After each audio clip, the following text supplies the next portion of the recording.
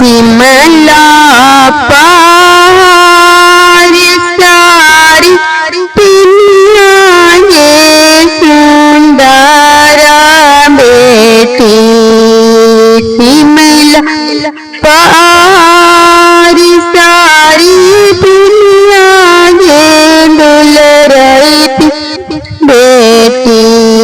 आंचल उरी उरी जा आए माई आंचल उरी उरी जाए माई।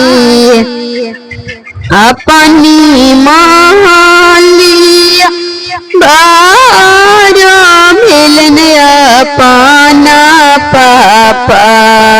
अपनी मालिया से बारा मिलन अपन चाचा।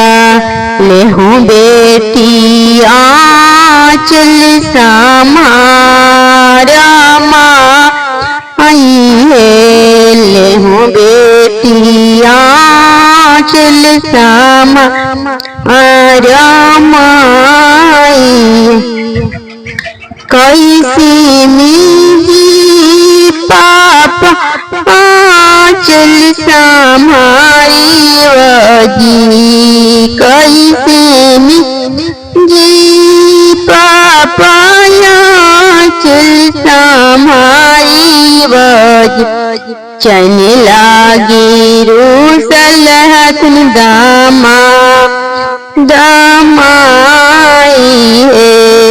चन लागी रूसल हथन दामा दामाई।